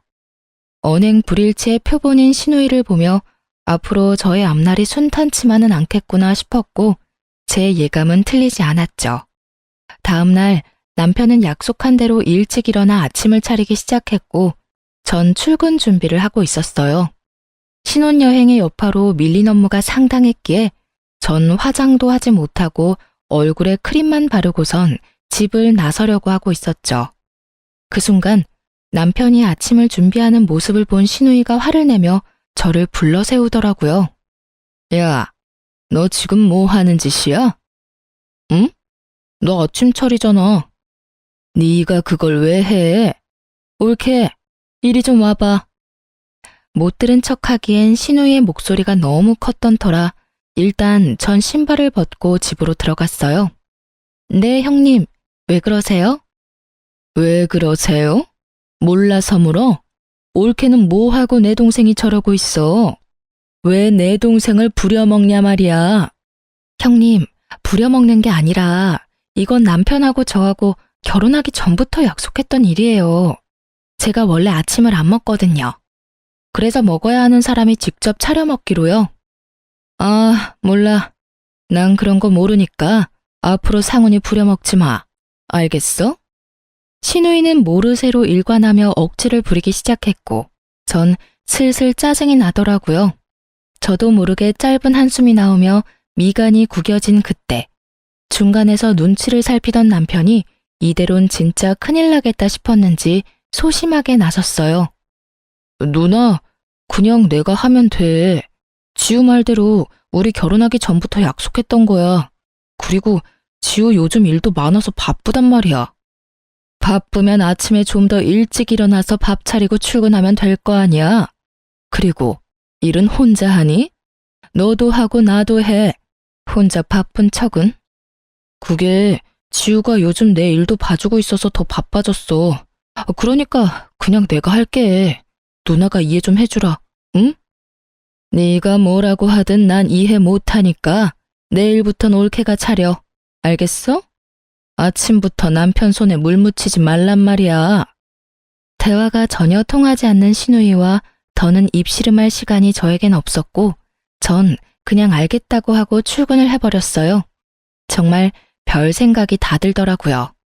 혼인신고하기 전에 이혼해야 하나부터 이런 일로 이혼까지 해야 하나까지. 긴 고민 끝에 내린 결론은 조금만 더 참자였어요. 이혼은 정말 말도 안 되는 것 같았고 정 안 되면 분가를 하면 되는 일이었으니까요. 그까지 다침 차려주자 싶었죠. 하지만 신우이는 저의 인내심을 실험이라도 하는 듯 저를 못살게 굴기 시작했어요. 40이 다 되어가는 나이에 어디서 남자를 그렇게 만나는지. 거짓말 조금 보태서 하루 건너 하루씩 남자가 바뀌는데 정말 미칠 것 같았어요. 신우이의 애인이 바뀌는데 왜 제가 미치느냐고요? 헤어질 때마다 저에게 화풀이를 했으니까요. 오죽했으면 전 신우이의 발걸음 소리만 듣고도 신우이의 기분을 알 수 있는 상태까지 되었어요. 그날도 방문을 탁 닫고 걸어오는 신우이의 발걸음 소리가 예사롭지 않더라고요. 하필 왜 주말인지 출근한다고 도망가지도 못하니 꼼짝없이 당하겠구나 싶었죠. 아니나 다를까 신우이는 소파에 앉아 TV를 보던 제 앞에 서서 팔짱을 끼더라고요. 왜 그러세요, 형님? 하실 말씀 있으세요? 올케, TV 소리 좀 줄여줄래? 주말엔 집에서 좀 쉬고 싶은데 TV 소리 때문에 잠을 잘 수가 없잖아. 아, 그래요? 죄송해요. 전 또 무슨 트집이 잡힐지 몰라 그냥 사과를 하며 전원을 꺼버렸고 시비가 더 걸고 싶었던 신우는 전원을 껐다고 트집을 잡아댔어요. 소리만 줄이랬지 아예 끄라고 했어? 올케는 왜 그래? 왜 날 TV도 못 보게 하는 못돼 먹은 신우이로 만드냐고.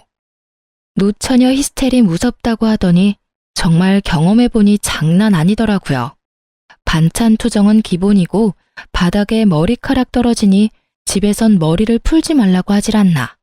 자신이 보는 앞에선 남편과 애정 표현도 자제해달라고 하더니 이젠 하다못해 TV 끄는 것까지 트집을 잡으니 이성의 끈이 확 끊기더라고요. 형님, 진짜 저한테 왜 그러세요? 제가 웬만하면 그냥 참으려고 했는데 해도 너무하시네요. 제가 무슨 동네북도 아니고 왜 계속 트집을 못 잡아서 안달이냐고요. 트집? 내가 트집을 잡았다고? 내가 언제? 잡힌 트집이 워낙 많아서 저도 일일이 말씀 못 드리니까 혼자 곰곰이 생각해 보세요.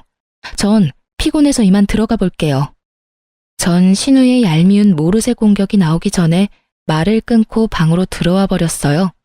씩씩거리며 방으로 들어온 저를 본 남편이 무슨 일인지 말하지 않아도 알겠다는 듯 제 눈치를 살피더라고요. 그 모습을 보는데 더 열이 받았어요. 이런 일엔 남편이 나서 중재를 해줘야 하는 것이 맞는 거 아닌가요? 남편은 신우이에게 한 소리를 들은 이후 중재는커녕 방관자가 되었고 일은 벌어진 후에나 눈치를 살피는 남편이 얄밉더라고요.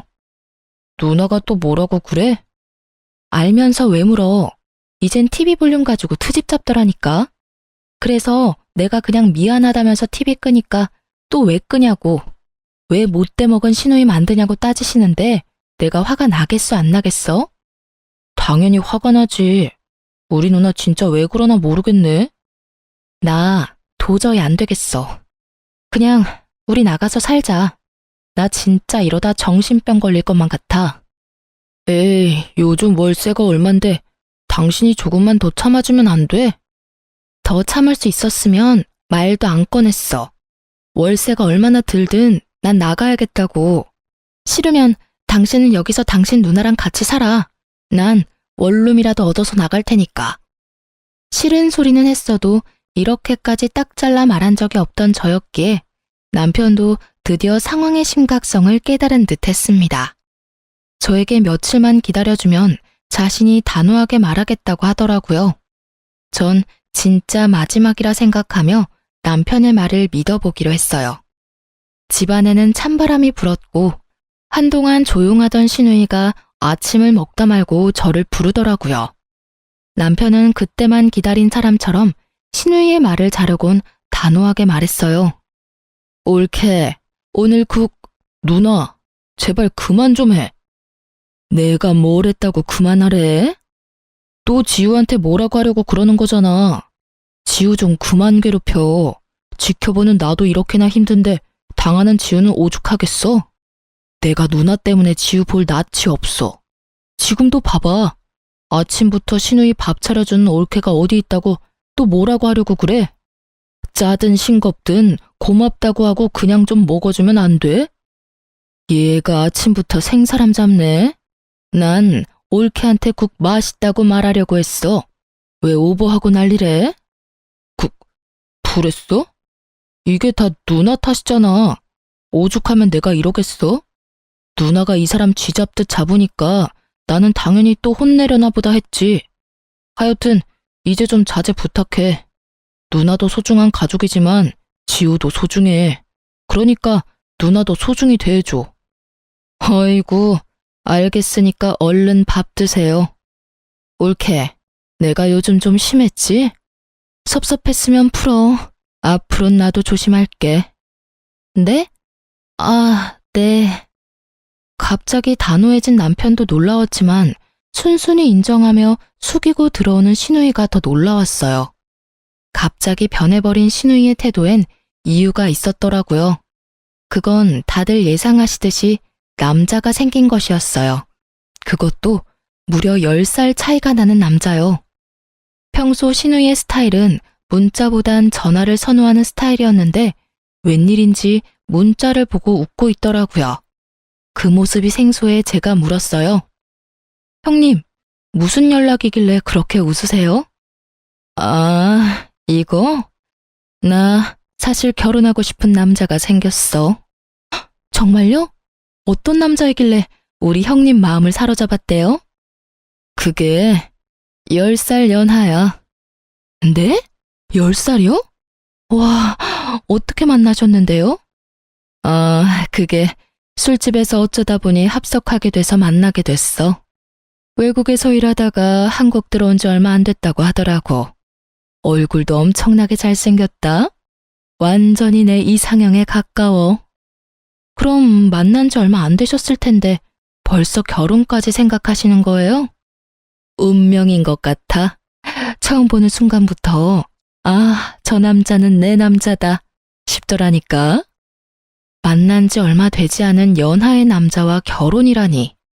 그건 좀 아니지 않나 하는 생각이 들었지만 굳이 입 밖으로 꺼내진 않았어요. 그저 저에게 괜한 불똥만 튀지 않길 바라고 바랄 뿐이었죠. 아파트 입주도 코앞으로 다가왔고 이때껏 버틴 것이 아까워서라도 더는 신우이와 부딪히고 싶지 않았어요. 하지만 신우이는 이런 제 각오를 사뿐히 짓밟더라고요. 트집이 사라진 신우이는 이제 다른 방법으로 제 인내심을 실험하기 시작했어요. 그날은 오랜만에 남편과 밖에서 오붓하게 저녁을 먹기로 한 날이었어요. 그날따라 옷이고 가방이며 왜 그렇게 찾는 것마다 보이지 않는지 신경질이 다 나더라고요. 어디 갔지? 오늘 진짜 무슨 날인가? 왜 이렇게 찾는 것마다 없지? 왜? 못 찾는데? 왜 있잖아. 내 하얀색 원피스랑 노란색 가방. 당신이 그거 입었을 때 제일 예쁘다고 해서 오늘 입으려고 했는데 아무리 찾아도 안 보여. 옷하고 가방에 발이 달렸을 리도 없을 텐데 왜 안 보이지? 그러게. 없으면 오늘은 다른 거 입어. 당신은 뭘 입어도 예뻐. 예약 시간은 다가오고 마음은 급해졌어요. 원하는 옷이 보이지 않아 짜증이 났지만 오랜만에 하는 데이트에 더는 기분을 망치고 싶지 않아 다른 옷을 입고 화장대 앞에 앉았어요. 오늘 왜 이러지? 립스틱도 없어. 아끼는 립스틱도 보이지 않자 이상하다는 생각이 확 들더라고요. 혼란에 빠져있는 그때 신우이가 콧노래를 부르며 집으로 들어왔고 전 설마 하는 마음으로 거실로 나갔어요. 정말 설마가 사람을 잡더라고요. 네, 맞습니다. 신우이는 제 옷을 입고 가방을 어깨에 메고선 립스틱까지 가지고 외출했던 것입니다. 물론 저에게 묻지도 않고요. 어떻게 생각하면 별거 아닐 수도 있지만 이때껏 당한 것이 있어서 그런지 눈이 다 뒤집히게 화가 나더라고요. 남편은 어찌할 바를 몰라 발만 동동 굴리며 제 눈치를 보더군요. 전 끓어오르는 화를 최대한 누르고 조심스럽게 말했어요. 형님, 지금 입고 있는 옷, 제 옷 맞을까요? 쇼핑 좀 해야지. 나가려고 보니까 입을 게 마땅치 않아서 올케 옷 좀 빌려 입었어. 옷에 맞는 가방도 없길래 가방도 좀 쓰고. 다음부턴 이러지 말아주세요. 최소한 미리 말씀이라도 해주세요. 저도 오늘 입고 나가려고 했는데 안 보여서 한참을 찾았어요. 부탁 좀 드릴게요. 누가 누구한테 부탁해야 하는 상황인지. 어쨌든 전 최대한 좋게 말하려고 애썼지만 받아들이는 신우이는 그렇지 않았죠. 방귀 낀 놈이 성낸다더니 그 말이 딱 맞더라고요. 신우이는 제 말이 끝나기도 전에 신경질적으로 가방을 내던지고 입고 있던 옷까지 벗는 신용을 하더군요. 남동생이 보고 있었으니 차마 진짜 벗을 수는 없었는지 원피스 뒤 지퍼를 내리다 멈추곤 저에게 고래고래 소리를 질렀습니다. 이까짓 옷이랑 가방 줘도 안 해. 이까짓 거 얼마나 한다고. 제가 어디 가서 할 말 못하고 그런 사람이 전혀 아닌데 너무 황당하니 말문이 턱하고 막히더라고요. 제가 아무 말도 하지 않고 있자 저를 쏘아보던 신우이는 방으로 신경질적으로 들어가 버렸습니다. 폐악에 가까운 신우이를 보고 있자니 남편과 데이트할 마음도 싹 사라졌고 전 그대로 방으로 들어와 깊은 고민에 빠졌어요. 신우년의 머리털을 다 뽑아야 하나 말아야 하느냐는 고민이요. 그런 고민도 잠시 결국 한 번 더 참기로 마음먹었어요. 곧 시집을 간다니 그때까지만 죽은 듯이 참고 살지 싶었네요. 지금 생각하면 그때 머리털을 다 뽑아놨어야 했는데 그땐 남편을 사랑했기에 더 큰 분란을 만들고 싶지 않은 마음이 더 컸던 것 같아요. 미련스럽고 바보같이 말이에요. 거기에다 남편도 이때까진 저의 마음을 헤아려 주려고 노력했고요. 여보, 내가 당신한테 면목이 없네. 미안해. 내가 대신 사과할게. 정말 미안. 아휴, 당신도 힘들지? 중간에서 두 여자 눈치 살피느라. 나도 당신 생각해서 조금만 더 참자 싶은데 막상 형님 저러는 거 보면 그게 마음처럼 잘 안 돼. 아니야. 당신 오늘 충분히 참았어. 사실 난 아까 누나 들어오는데 당신 옷 입고 가방까지 든 거 보는데 아, 오늘 진짜 큰일 나겠구나 싶었다니까. 그런데 당신이 참는 거 보면서 내가 얼마나 미안하고 고마운지. 다시 한번 미안해, 여보. 그리고 참아줘서 고마워. 내가 우리 둘이 살게 되면 진짜 여왕님처럼 모시고 살게. 이렇게까지 하는 남편을 보니 화도 좀 가라앉는 것 같았어요. 그리고 신우이가 화까지 내며 그렇게 호언장담했으니 다신 제 물건을 건드리는 일은 없겠지 했죠. 그래서 그 이후엔 그런 일이 없었냐고요? 전혀요. 신우이는 정말 제 예상을 훌쩍 뛰어넘는 사람이었어요. 그날 이후부턴 제 눈에 띄지 않게 제 물건을 사용하기 시작했어요. 왜 그런 거 있잖아요. 제가 뒀던 자리가 아닌 다른 곳에서 제 물건이 있다든지 제가 모르는 얼룩이 묻어 있다든지 분명 신우이 짓이 분명했지만 확실한 증거가 없는 그런 상황이 계속되었어요. 그래서 전 신우이가 발뺌할 수 없도록 묘수를 생각해냈죠. 저는 덫을 놓았고 이제 신우이가 덫에 걸리길 기다렸어요. 얼마나 지났을까요? 도저히 참을 수 없는 일이 일어나고야 말았습니다. 그날도 신우이는 제 가방을 몰래 들고 나갔고 저에게 딱 걸리고야 말았어요. 전 참을 수가 없었죠. 그 가방은 엄마가 결혼할 때 물려주셨던 고가의 명품 가방이었습니다. 가격도 가격이지만 의미가 깊은 가방이라 저도 훗날 딸이 있다면 딸에게, 아들뿐이라면 며느리에게 물려주고자 아끼고 아끼던 것이었어요.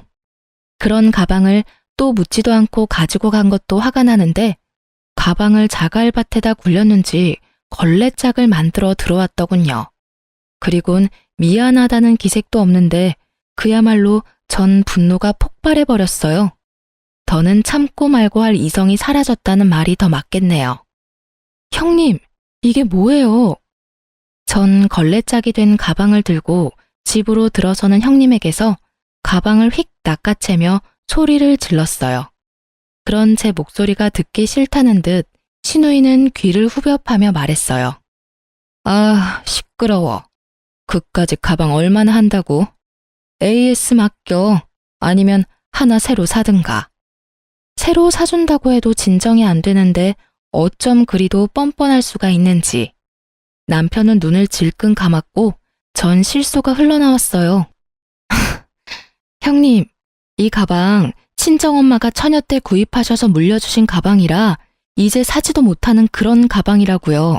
그리고 설사 다시 살 수 있다고 한들 걸레짝 만들어 온 건 형님인데 왜 제가 사요? 형님이 사주셔야죠. 참나, 난 또 새 가방이라도 되는 줄 알았네. 그래, 내가 물어줄게. 얼마면 돼? 한 100만 원 하면 돼? 100만 원이요? 형님이 방금 말씀하셨다시피 그 가방 컨디션이 새 것과 다름없었는데 그게 고작 100만 원일까요? 무려 샷된 가방인데?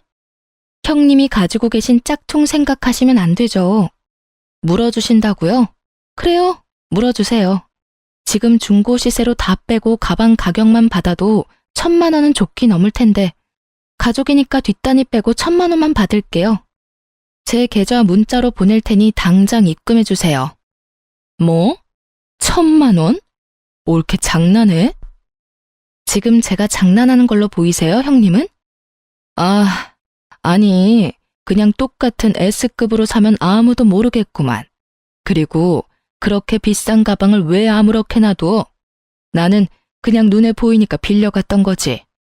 아무렇게나 두다니요. 옷방 제일 깊숙한 곳에 더스트에 박스까지 해서 넣어뒀는데요. 그리고 형님, 입은 삐뚤어졌어도 말은 바로 하셔야죠. 그건 빌린 게 아니고요. 훔쳐 쓰신 거예요. 뭐라고? 훔쳐? 내가 도둑질이라도 했다는 거야? 그럼 이걸 뭐라고 말할 수 있나요? 주인한테 묻지도 않고 남의 물건 막 가지고 가서 쓰는 행동을? 몰래 훔쳐가서 썼으면 깨끗하게라도 쓰시던가. 걸레짝을 만들어서 가지고 왔으면서 어쩜 사과 한마디가 없으세요? 사과는커녕 왜 그렇게 당당하신 거냐고요? 이년이 진짜? 너 말 다 했어? 언성은 높아지고 자칫 몸싸움으로 번질 수도 있는 상황이 되자 도저히 안 되겠는지 남편이 나섰어요. 둘 다 그만 좀 해, 제발. 누나는 당장 이 사람한테 사과해. 그리고 당신도 도둑질이라고 한 건 심했어. 내가 뭐 가족끼리 가방 좀 들고 나간 게 그렇게 큰 죄야? 이 사람이 자기 물건 함부로 쓰는 거 싫다고 말했었잖아. 저번에도 그 난리를 피웠으면서 또 왜 이랬어? 이 사람 말대로 몰래 가지고 나갔으면 깨끗하게 쓰고 뒀어야지. 이게 뭐야? 다 망가뜨려서는. 너까지 이럴 거야? 이깟 가방이 뭐라고? 네가 나한테 이럴 수가 있어? 내가 너한테 어떻게 했는데? 너 장가 가더니 변했어. 매번 마누라 편만 들고 내가 너 이럴 때마다 얼마나 섭섭한 줄 알아?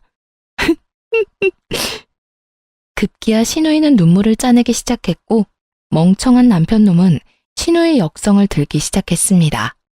결국 신우이와의 다툼은 남편과의 싸움으로 번져버렸죠. 누나, 울어? 뭐 이런 일로 울고 그래. 당신 얼른 누나한테 사과해. 뭐? 나더러 지금 뭘 하라고? 사과, 당장 무릎 꿇고 싹싹 빌어. 누나가 아무리 잘못했어도 그렇지 도둑으로 모는 건 당신이 잘못했어. 얼른, 누나 울잖아. 내가 기가 막혀서 진짜? 당신 눈에는 당신 누나 우는 것만 보이고 내 억장 무너지는 건 안 보이나 봐. 무릎 꿇고 싹싹 빌어야 할 건 내가 아니라 형님이라고. 상황 파악이 그렇게나 안 돼? 도대체 그까짓 가방이 뭐라고 일을 이렇게까지 키우는 거야? 내가 지금 가방 하나 때문에 이러는 걸로 보여? 물론 시작은 가방이었지. 그런데 당신도 눈이 있고 귀가 있으면 다 보고 들었을 거 아니야. 형님이 나한테 어떻게 했는지. 형님이 나한테 진심 어린 사과 한마디만 했었어도 나 이렇게까진 하지 않았을 거야. 그런데 형님은 오히려 내 탓만 하기 바쁘잖아. 이 가방이 어떤 의미인지 당신도 뻔히 잘 알면서 그런데 나한테 싹싹 빌으라고? 난 죽어도 못해. 1,000만 원? 그깟 1,000만 원 주면 되는 거야? 그러면 다 끝나는 거지? 돈은 당연한 거고 형님이 나한테 제대로 사과할 때까지 끝은 없으니까 그런 줄 알아. 그리고 더는 이딴 집구석에서 1초도 있고 싶지 않아. 난 친정가 있을 테니까 당신도 나 따라가든지 당신 누나랑 여기 있던지 당신 알아서 해. 말 그대로였어요. 더는 1초도 그 인간들과 한 공간에 있고 싶지 않았고 대충 짐을 싸 친정으로 가버렸어요. 짐까지 싸서 등장한 저를 본 친정 부모님들은 많이 놀라셨고 전 조금 진정이 되면 다 설명해 드릴 테니 기다려 달라고 부탁드렸죠.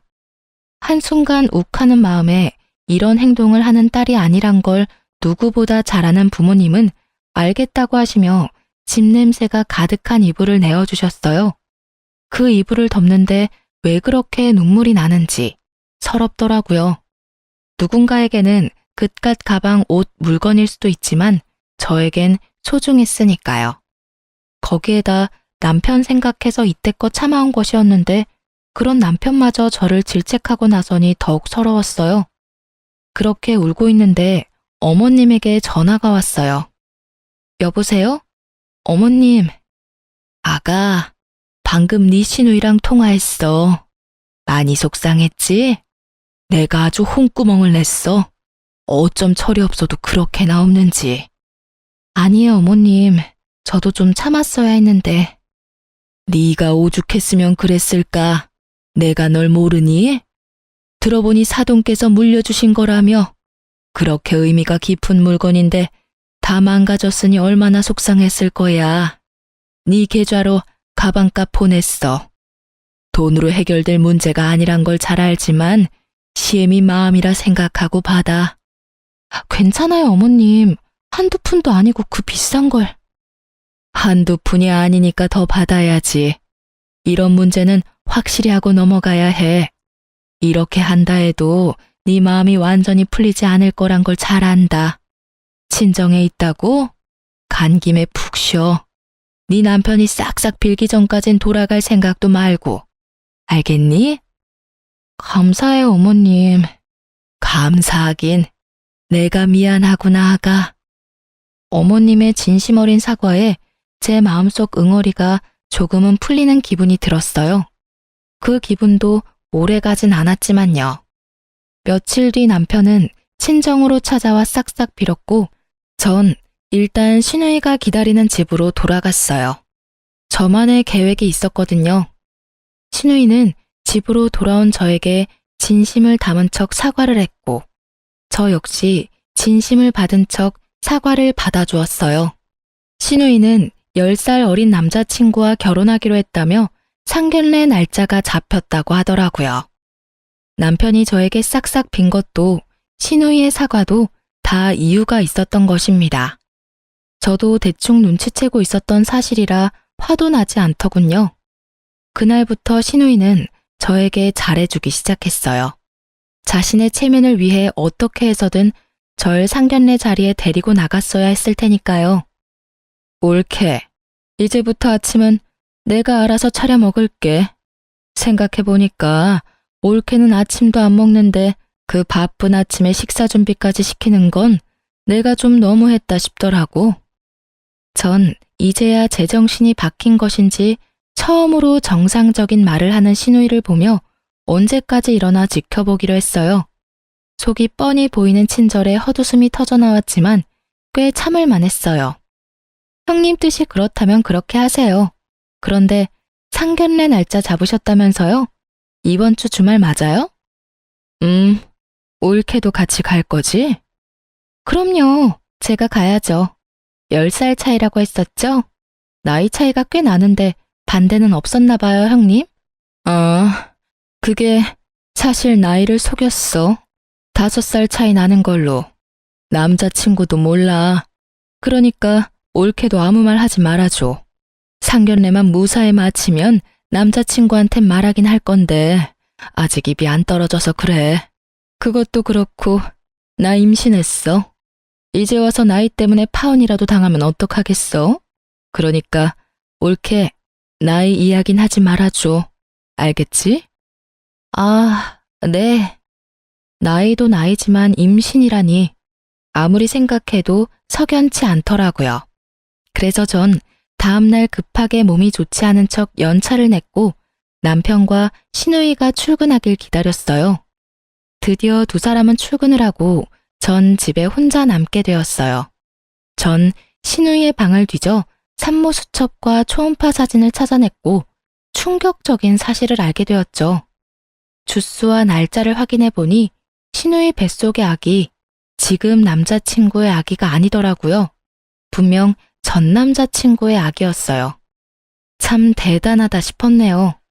언젠가는 밝혀질 텐데 겁도 없이 이런 걸 속이다녀.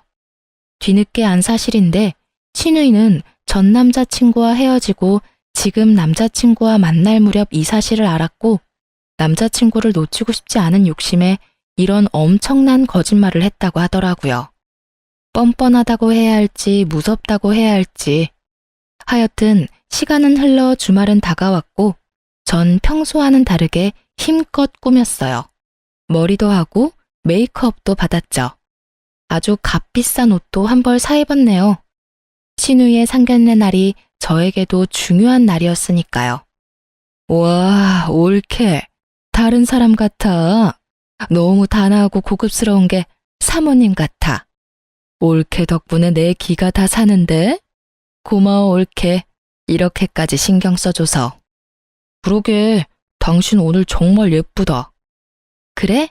그래요? 오늘이 어떤 날인데 제가 신경 써야죠. 어머님, 아버님은 좀 늦으신다던데.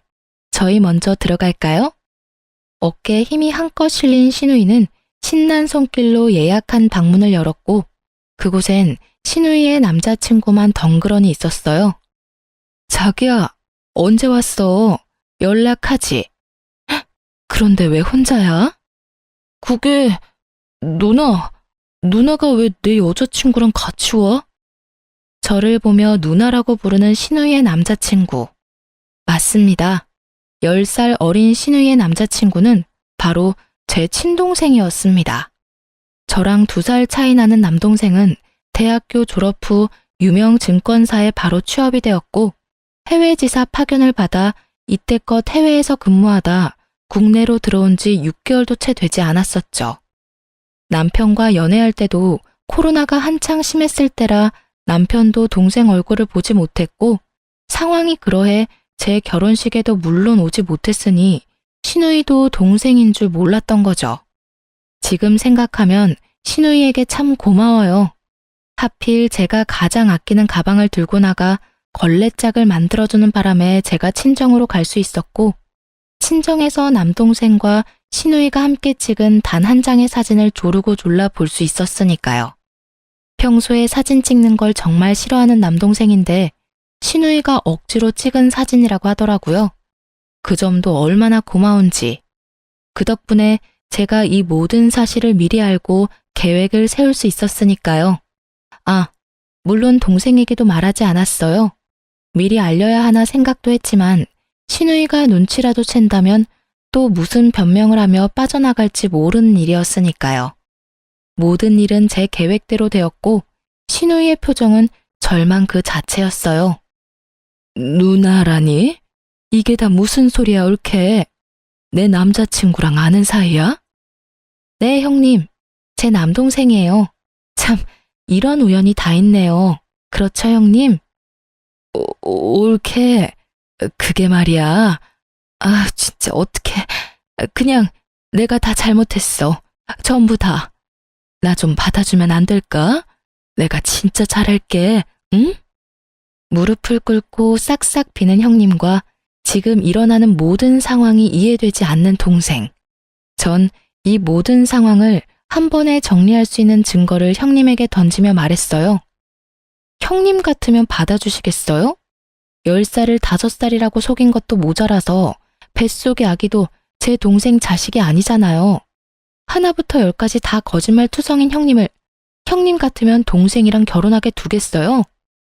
형님은 바닥에 힘없이 떨어진 산모 수첩과 초음파 사진을 후다닥 감추었지만 이미 늦은 일이었어요. 이게 다 무슨 소리야, 누나?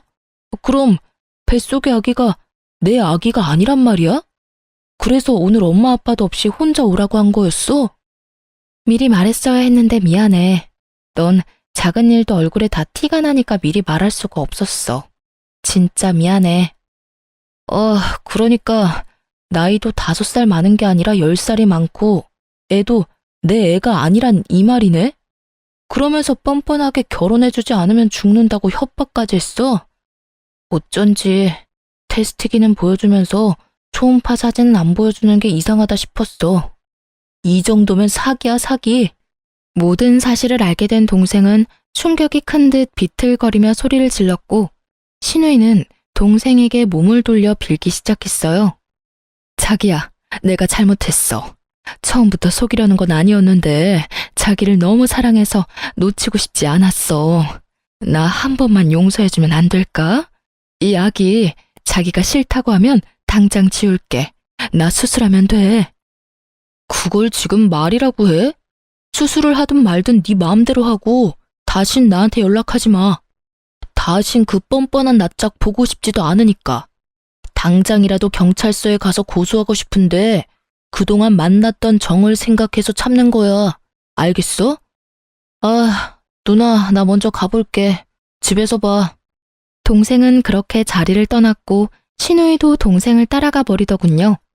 동생을 따라가지 못하게 신우이를 붙잡고 싶었지만 저에겐 아직 남은 문제가 있었기에 신우이는 동생에게 맡기기로 했어요. 이제 남은 것은 남편에게 복수하는 것이었어요. 전 남편을 노려보았고 남편은 그저 저에게 험한 말을 쏟아내기 시작했어요. 당신 미쳤어? 꼭 이렇게까지 해야 했어? 당신만 입 다물면 다 해결될 일이었잖아. 해결? 넌 하늘이 무섭지도 않아? 그러다 천벌받아. 그리고 너 같으면 네 동생이 인생 나락으로 가는 꼴 보고만 있을 수 있어? 나락? 말이 심한 거 아니야? 심한 건 너희 남매들이지. 네 누나도 누나지만 네가 어떻게 나한테 이럴 수가 있어? 내가 지금 누나 편 들었다고 이래? 그럼 내가 여기서 누나 편을 들지 당신 편이라도 들어줄 줄 알았어? 아직도 상황 파악을 하지 못하고 쉰 소리나 하는 남편에게 당장 휴대전화를 내밀어 영상을 보여주었고 말 그대로 잿빛 얼굴이 되더라고요.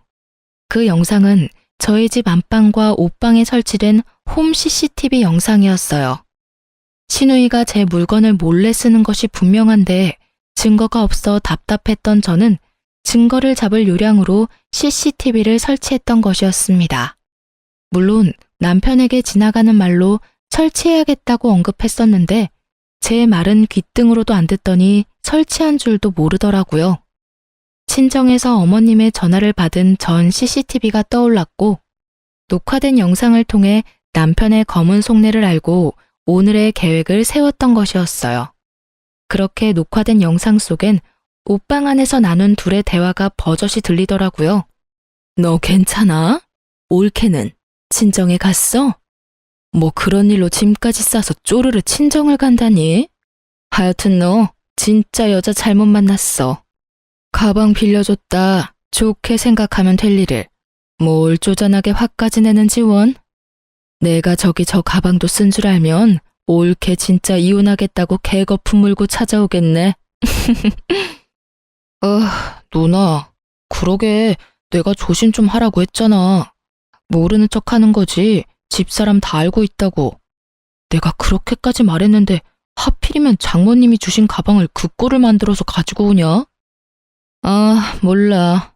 남자친구랑 다투는 바람에 열받아서 화풀이 한다고 던졌는데 하필 손에 들린 게 가방이었어. 바닥에 돌도 많았고. 나라고 이렇게 될 줄 알았겠어? 이제 어떡할 거야? 저 사람 저대로 두면 누나 상견례는 어쩌려고. 어떻게든 오게 해야지. 넌 결혼해도 그딴 년이랑 결혼했니? 오늘도 봐. 이까진 일로 짐 싸서 친정 가는 게 말이나 돼? 그년 때문에 나만 엄마한테 혼났잖아. 나라고 알았겠어. 그렇지 않아도 이번에 회사에서 맡은 프로젝트만 무사히 끝내면 이혼할 거야. 성질머리가 얼마나 더러운지 생각 같아선 당장이라도 이혼하고 싶은데 와이프 도움 없이는 프로젝트 성공리에 끝내기란 불가능에 가까우니 어쩌겠어. 누나 결혼식도 있고. 일단 다 무사히 넘기고 나 진급만 하면 당장 이혼할 거니까 누나도 그때까진 비위 잘 맞추란 말이야. 알겠지? 더 들을 수가 없어 전 영상을 꺼버렸어요. 기껏해야 어머님께 형님의 만행을 알리고자 설치했던 CCTV였는데 이런 월척이 낚일 줄 누가 알았겠어요? 숨겨왔던 민낯이 드러나니 남편은 신우이가 꿇었던 그 자리에 똑같이 무릎을 꿇고 싹싹 빌더군요. 여보, 저 말 다 진담 아닌 거 당신은 알지? 별것도 아닌 일에 당신이 집을 나가버리니까 화가 나기도 했고 누나도 달래줄 겸 그냥 한 말이었어. 진짜 당신하고 이혼할 생각은 전혀 없었다고. 내가 당신을 얼마나 사랑하는데 당신도 잘 알잖아. 사랑 타령을 하는 남편을 보는데 화가 다시 솟구쳐 올랐어요. 저 망설이지 않고 남편의 뺨을 내리쳤습니다. 사랑? 웃기고 있네. 이 와중에도 거짓말을 하고 싶니? 정말 소름 끼친다. 그냥 이혼해 우리. 곧 어머님 아버님 오시지? 영상은 내가 보내드릴 테니까 자세한 설명은 네가 해. 그러면 법원에서 보자. 그렇게 저도 그 자리를 났습니다. 뒤에서 남편의 절규가 들려왔지만 아랑곳하지 않았어요. 이미 제 마음을 떠난 사람이었으니까요. 일말의 감정도 남지 않았죠. 저를 등에 업고 날개를 달려고 했다니 정말 가당치도 않았어요. 그래서 어떻게 됐냐고요? 뻔한 결말이었죠. 폭이란 모르는 전 시누이는 하루가 멀다고 남동생을 찾아왔고 결국 전 시누이를 스토킹과 사기죄를 묶어 경찰에 신고해버렸어요. 전 당연히 이혼했습니다. 이혼 이후 저의 도움이 사라지자 전 남편 놈의 무능함이 적나라하게 드러나며 부서 사활이 달려있던 일은 그야말로 대실패로 돌아갔어요. 회사 명예를 땅에 떨어뜨린 수준이었고 프로젝트 책임자였던 전 남편은 그에 대한 징계로 권고사직까지 받았고요. 같은 회사에서 어떻게 보고 살아야 하나 고민이 많았는데 얼마나 다행스럽던지 그 후 친정의 모든 사실을 아시게 된 시부모님들이 찾아오셔서 저와 남동생에게 용서를 구하셨어요. 말은 그렇게 했지만 굳이 시부모님들께 녹화 영상을 보내지 않았었는데 도둑이 재발 저린다고 전 신우와 전 남편이 스스로 다 말했던 모양이었어요. 눈물을 훔치시며 용서를 구하시는데 잘못한 것도 없는 제가 다 죄송스러워 혼났네요. 어떻게 저런 올곧은 부모님 밑에서 그딴 자식들이 태어났는지 아직도 의문이에요. 그 뒤로도 크고 작은 일이 더 있었지만 다 쓰자니 말이 길어질 것 같아 이만해야 할 것 같아요. 다음에 시간이 된다면 또 사연을 통해 말씀드리도록 할게요. 어찌되었든 저와 남동생은 나락으로 갈 뻔했던 인생을 잘 구출했어요. 동생은 그 후 다시 외국 지사로 나갔어요. 아무래도 자신은 외국 생활이 더 맞는다며 나가버리는데 말릴 수가 없더라고요. 제 잘못은 없었지만 동생에게 미안한 마음이 있었던 터라 동생의 결정을 그저 응원하기로 했어요. 어제 동생과 오랜만에 통화를 했는데 여자친구가 생겼다고 하더라고요. 그러면서 결혼 생각은 없다고 못 박는 걸 보니 아무래도 아직 상처가 남은 모양이에요. 그래도 잘 지내고 있는 것 같아 한편으론 마음이 놓였네요. 전 아주 잘 지내고 있어요. 이혼 후 완공된 아파트에 부모님을 모시며 사랑 가득한 하루하루를 보내는 중입니다. 그리고 전 남편이 말아먹었던 그 프로젝트를 이번엔 꼭 성공시켰으면 좋겠다며 저에게 일을 배당해 주더라고요. 다른 부서 일이긴 하지만 제가 뒤에서 돕고 있었다는 사실을 다들 알았던 터라 책임자 선정에 이견이 없었어요. 그래도 누가 한번 말아먹은 프로젝트라서 부담은 되더라고요. 하지만 회사 팀원들이 저번 같은 실수는 없어야 된다며 다들 이를 갈며 임한 덕분에 어느 정도 성공리에 마무리가 된 상태예요. 그리고 저는 이번 3월 승진 대기 명단에 이름이 올라갈 것 같네요. 자랑하는 것이 맞으니 축하해주세요.